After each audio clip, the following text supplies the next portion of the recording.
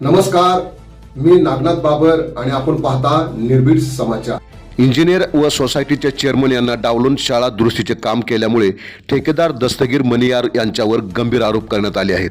पालघर जिल्ह्यातील जव्हार तालुक्यातील आकारे कानातपाडा येथे जिल्हा परिषद पालघर मार्फत मंजूर करण्यात आलेल्या शाळा दुरुस्तीच्या कामात गंभीर अनियमितता समोर आली आहे।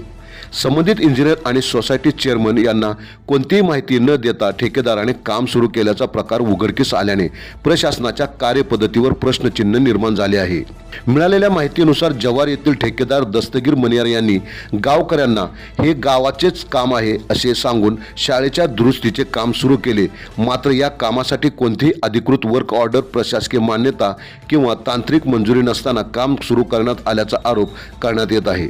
ही बाब समोर येताच संबंधित इंजिनियर महेश धवन यांनी घटनास्थळी भेट देऊन सुरू असलेले काम अनधिकृत असल्याचे स्पष्ट केले आणि ते तात्काळ बंद करण्याचे आदेश दिले। त्यांच्या या कारवाईमुळे संभाव्य गैरप्रकार उघड होण्यापासून टाळल्याची चर्चा परिसरात होत आहे। दरम्यान शासनाच्या नियमानुसार अशा विकास कामांमध्ये सोसायटी चेअरमन यांनाच कामाचे नियोजन, मंजुरी आणि देखरेखीचा अधिकार असतो। मात्र या प्रक्रियेला पूर्णपणे डावलून ठेकेदाराने थेट काम सुरू केल्यामुळे हा प्रकार नियमभंगासोबत हेतुपुरस्सर गैरप्रकाराचा प्रयत्न असल्याचा संशय व्यक्त केला जात आहे। या प्रकरणात ठेकेदार दस्तगीर मणियार यांच्यावर महाराष्ट्र सार्वजनिक बांधकाम नियमावली आणि ग्रामविकास विभागाच्या मार्गदर्शक सूचनांचे उल्लंघन केल्याप्रकरणी फौजदारी गुन्हा दाखल करण्याची मागणी स्थानिकांकडून करण्यात येत आहे।